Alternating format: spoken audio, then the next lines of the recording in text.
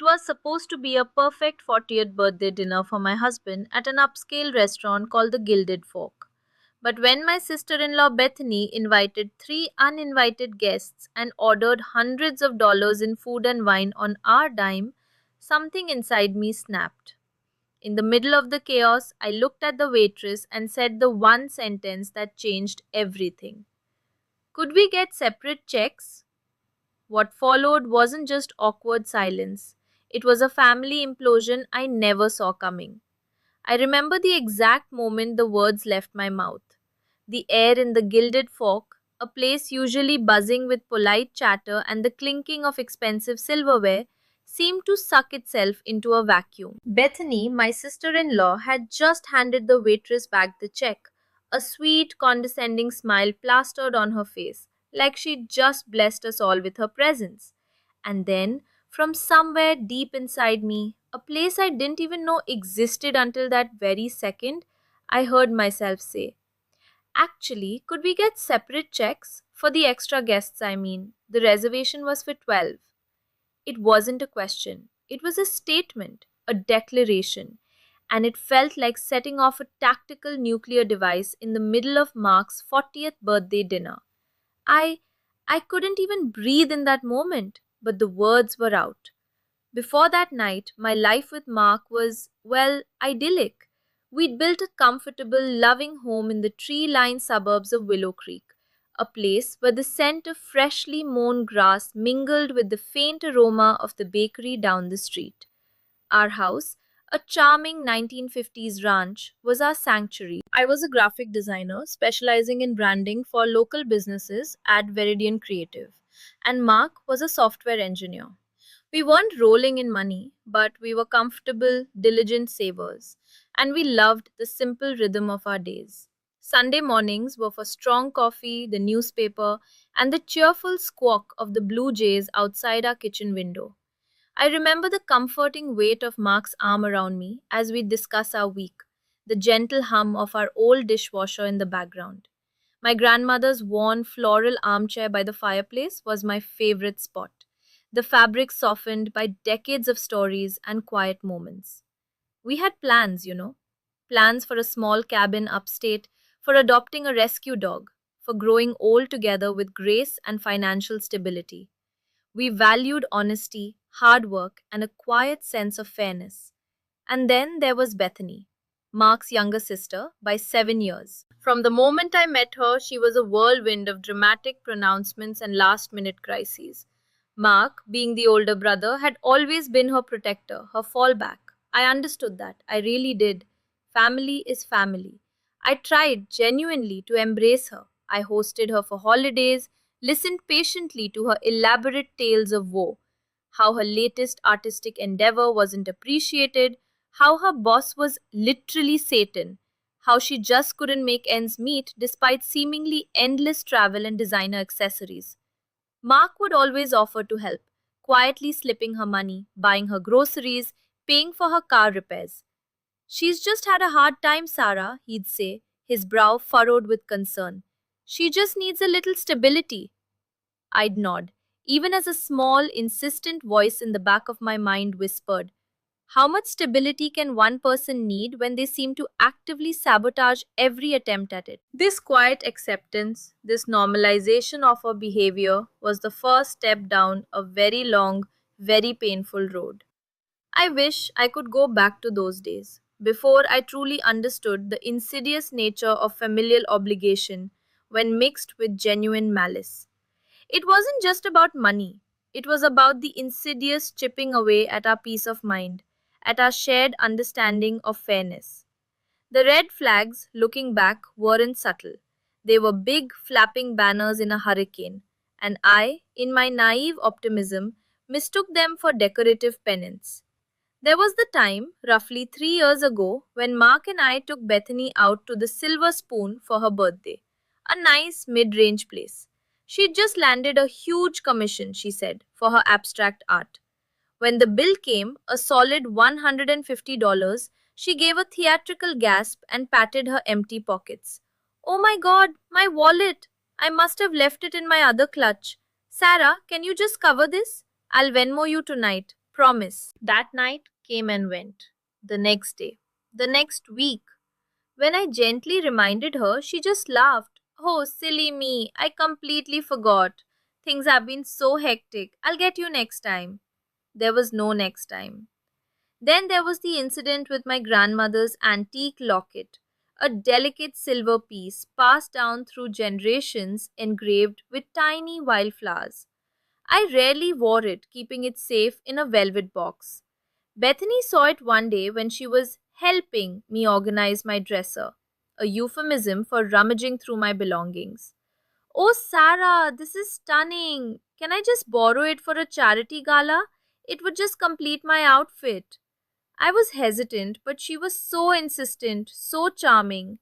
A week later, she returned it. The clasp was bent, the delicate engraving scuffed. Oh, did that happen? Gosh, I'm so sorry. I guess it just wasn't very sturdy, was it? No apology for her carelessness, just an implied blame on the locket itself. My heart sank. Another time, at a family barbecue at Mark's parents' house, I overheard Bethany telling her cousin, "You know, Mark said Sarah was always a bit controlling with her budget. I mean, it's just a coffee, right? Who tracks that?" She said it with a light laugh, but the sting was sharp. When I confronted Mark later, he looked genuinely confused. Controlling? I would never say that, honey. Maybe she misunderstood? He tried to brush it off, but the seed of doubt, tiny yet persistent, was planted. This, I later learned, was a classic example of gaslighting. It's a form of psychological manipulation where a person, usually a narcissist or someone with similar traits, makes you question your own memory, perception, or sanity. Bethany wasn't just being careless. She was subtly working to undermine my credibility with Mark and even with myself. She was making me doubt my own perfectly rational reactions to her irrational behavior. Each of these small cuts, I now realize, was preparing the ground for the axe that would eventually fall. They were rehearsals for a much larger, more public performance of her entitlement. I always told myself she didn't mean it, that she was just thoughtless or perhaps a little socially awkward. I kept investing in the idea of a good relationship with Mark's sister, pushing past the discomfort, the microaggressions. This, in hindsight, is a textbook example of the sunk cost fallacy. I had invested so much emotional energy, so much time trying to make things work with Bethany, that it became harder and harder to admit that it wasn't working, that she wasn't going to change.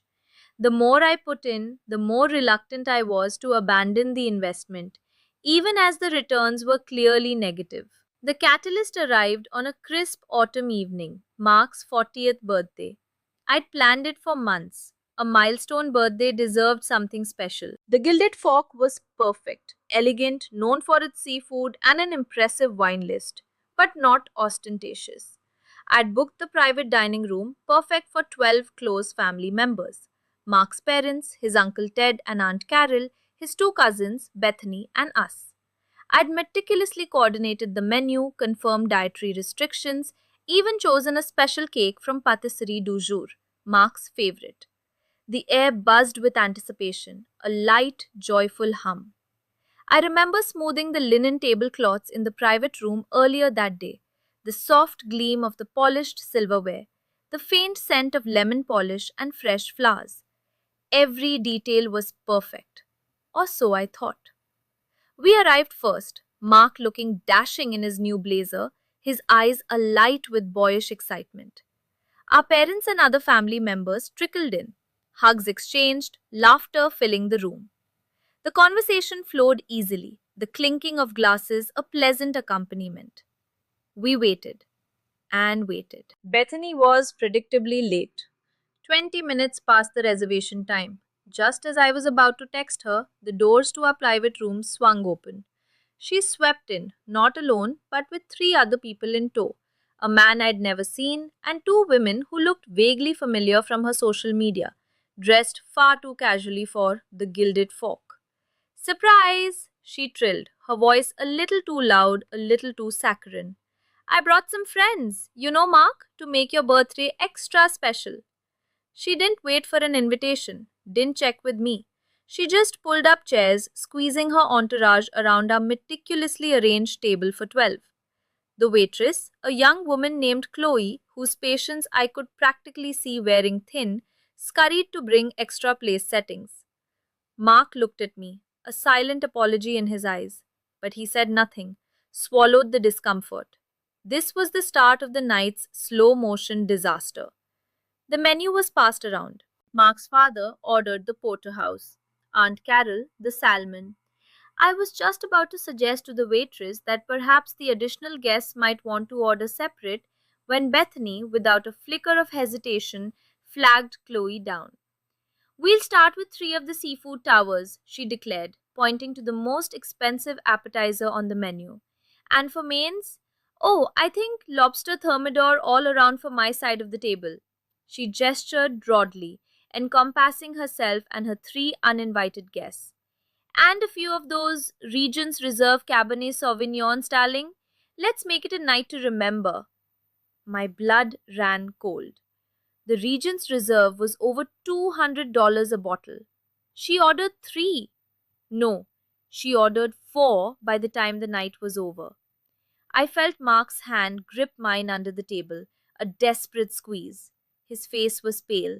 I could feel the heat rising in my cheeks, a dizzying mix of anger and mortification. The clinking of cutlery, the low hum of conversation, the faint smell of garlic and butter from the kitchen.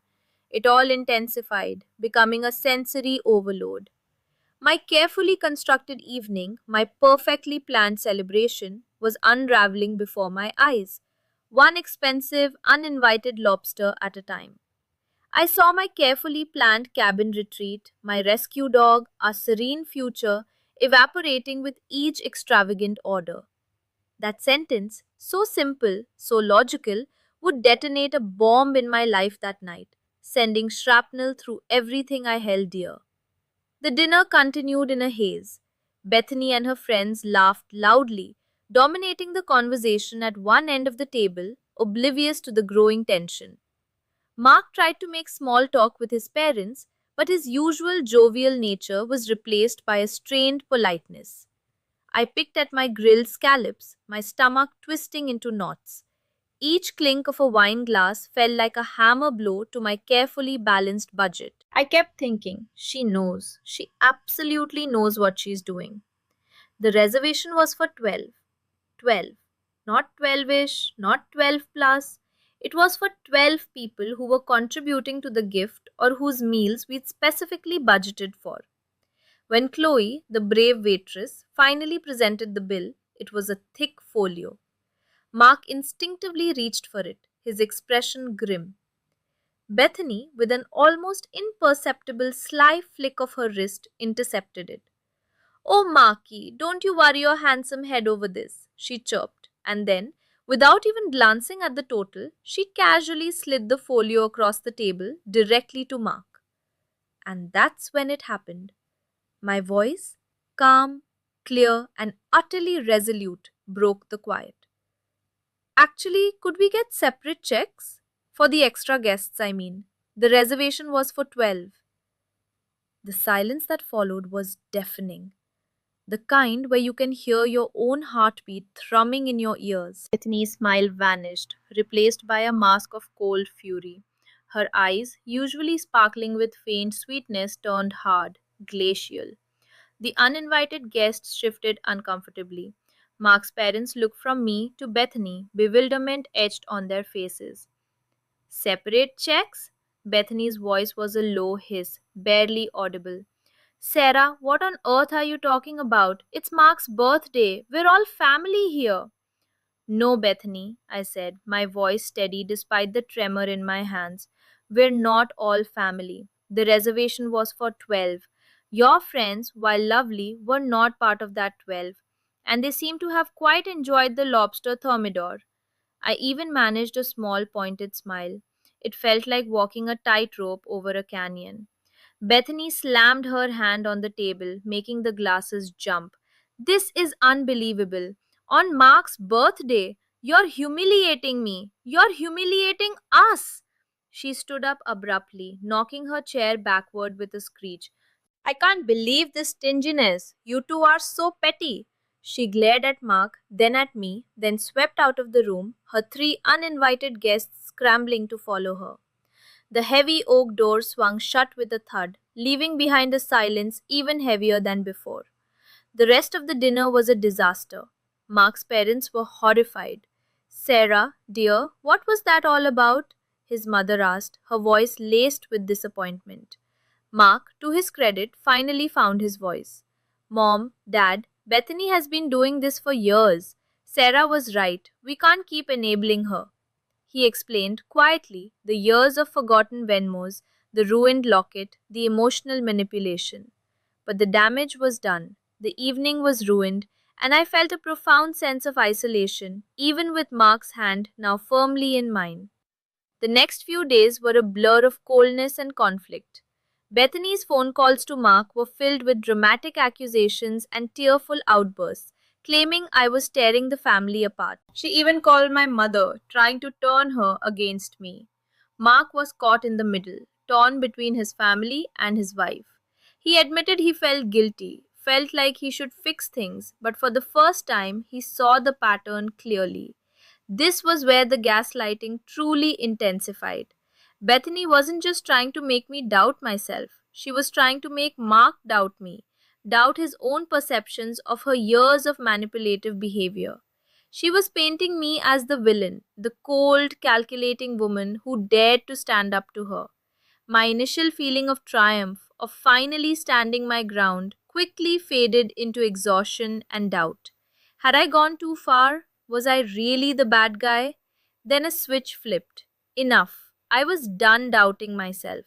What started as a single expensive dinner bill was quickly unmasking a web of deceit that stretched back years, implicating not just Bethany, but my own husband's unwitting complicity, though he was beginning to see the light. I started my own investigation. It felt almost comical, like a bad detective novel, but I was determined. I pulled up our joint bank statements. Item by item, I highlighted every cash transfer to Bethany, every gift card we'd bought her, every bill we'd paid. The total was staggering. Over the 5 years Mark and I had been married, we had given Bethany close to $15,000. For what? Rent, medical emergencies, art supplies, car trouble. None of it was ever repaid. I also started looking at her social media. There it was, clear as day. A photo posted during Mark's birthday dinner of her and her new date, with a champagne glass in hand. Caption: Celebrating in style, thanks for the epic night, fam. Hashtag Gilded Fork. Hashtag Lobster Life. Hashtag VIP. No mention of Mark, no acknowledgement of whose birthday it was, just a triumphant celebration of her free meal. I remembered something I'd read in a psychology article about dark triad personality traits: narcissism, Machiavellianism, and psychopathy. Bethany, with her grandiose self importance, her manipulation, her lack of empathy for the consequences of her actions on others, ticked every single box. She was a master manipulator, always projecting an image of victimhood while exploiting those around her. It was never about Mark's birthday. It was about her showing off to her new boyfriend, impressing him on someone else's dime. Armed with my evidence, I sat Mark down. I showed him the bank statements, the social media post. I laid it all out, calmly, factually. The sheer volume of it was overwhelming. Mark's initial defensiveness crumbled into shock, then anger. I I can't believe it, he whispered, staring at the screen.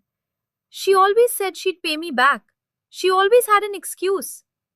He felt foolish, used, and I could see the betrayal in his eyes. For years, he had been trapped in a cycle of enmeshment with his sister, a psychological state where boundaries between family members are blurred and individuals lack a clear sense of self identity. This made it incredibly difficult for him to set healthy limits with Bethany, as he felt responsible for her happiness and welfare to an unhealthy degree. He was so conditioned to protect her, to believe her stories, that he couldn't see the truth. That night, Mark called his parents, not to apologize, but to explain, to tell them what Bethany had been doing, not just to us, but to them, to other family members. He asked them to look at their own bank statements, to remember the times Bethany had forgotten her wallet or needed a loan. There was a long, painful family meeting a week later. Bethany was there, playing the aggrieved victim, her eyes wide with feigned innocence. She accused me of being jealous, of trying to isolate Mark from his family. "You've always hated me, Sarah. You're just a gold digger trying to control Mark's money," she shrieked, her voice cracking with manufactured emotion. But this time it didn't work. Mark, with a newfound strength, presented the evidence. His parents, who had always been somewhat bewildered by Bethany's demands but never confronted them, saw the pattern finally. They saw the manipulation. They saw the cold, calculated way she had used them all. The fallout was immense. Mark issued an ultimatum. Bethany had to acknowledge her behavior, apologize, and commit to therapy. She refused, of course, doubling down on her victim narrative. So, Mark cut her off, financially and emotionally. It was heartbreaking for him, but necessary for our marriage, for our peace. His parents, after much deliberation, supported his decision, though they still held on to a glimmer of hope that Bethany would change. They eventually offered to pay our share of the Gilded Fork bill, the amount for the original 12 guests. We politely declined. It wasn't about the money anymore. Bethany launched a smear campaign on social media, posting vague, dramatic updates about toxic family members and backstabbing in laws. Friends asked questions. Some believed her, some didn't. It was painful, but we held our ground. We found solace in each other. In the quiet evenings at home, the persistent drip from the kitchen faucet I finally got around to fixing. The truth, I learned, isn't just about what happened. It's about what you choose to do with it and how you rebuild your life from the shattered pieces. The relationship with Bethany is, for now, severed. It was a messy, agonizing break, but in its wake, something beautiful emerged. A stronger, more honest bond between Mark and me.